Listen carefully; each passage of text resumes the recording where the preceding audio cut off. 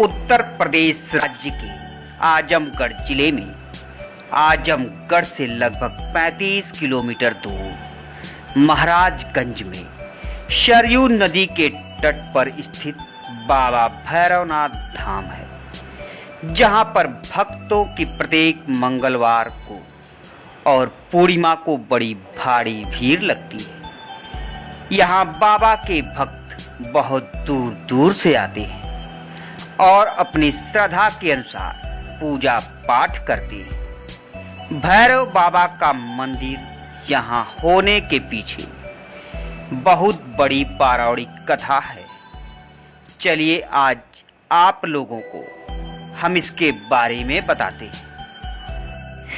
बहुत समय पहले यह स्थान महाराजा दक्ष प्रजापति की राजधानी थी और माता पार्वती जी उनकी पुत्री थी, जिनका विवाह शंकर जी के साथ हुआ था।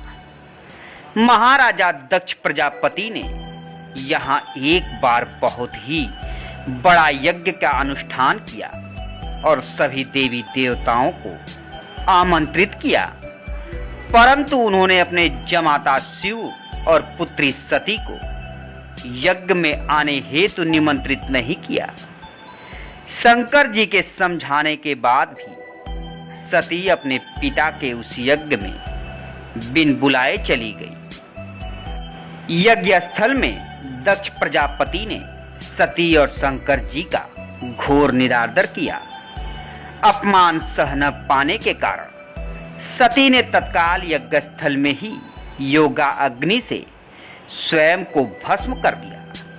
सती की मृत्यु का समाचार पाकर भगवान शंकर जी ने वीरभद्र भैरव को उत्पन्न कर उनके द्वारा उस यज्ञ का विध्वंस करा दिया।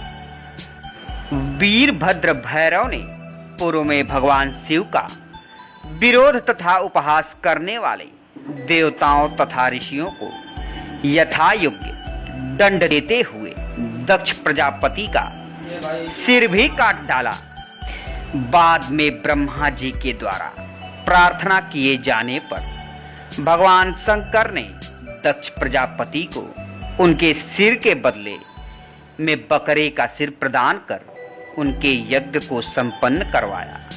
उसके बाद से यह स्थान यज्ञ के लिए शापित है।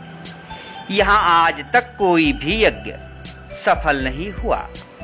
लोग यहाँ आते हैं और यज्ञ का अनुष्ठान भी करते हैं, पर कोई न कोई विघ्न पड़ जाता है और यज्ञ संपन्न नहीं हो पाता। इस तरह से सती के शरीर का जो हिस्सा और धारण किए आभूषण जहां जहां गिरे वहां वहां शक्तिपीठ अस्तित्व में आ गए। शक्तिपीठों की संख्या विभिन्न ग्रंथों में भिन्न बताई जाती है। परंपरागत रूप से देवी भक्तों और सुधीजनों में 51 शक्तिपीठों का विशेष मान्यता है। तभी से यहाँ भैरव बाबा की स्थापना की गई और फिर बाद में इसे बड़े मंदिर का निर्माण किया गया। आज भी लाखों श्रद्धालु यहाँ दर्शन करने आते हैं। ऐसी मान्यता है कि यहाँ 365 कुएं थे, जिसमें राजा दक्ष प्रतिदिन एक कुएं का जल उपयोग करते थे, जो अब पट के समाप्त हो चुके हैं। आज भी यहाँ पूर्णिमा और मंगलवार को भक्तों की भारी भीड़ होती है। गंगा दशहरा और शिवरात्रि को भी यहाँ धूमधाम से मनाया जाता है और बहुत बड़ा मेला भी लगता है।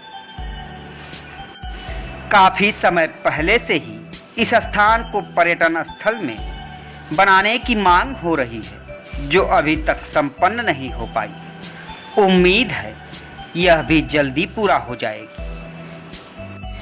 जानकारी अच्छी लगी हो तो कृपया लोगों को भी शेयर करें।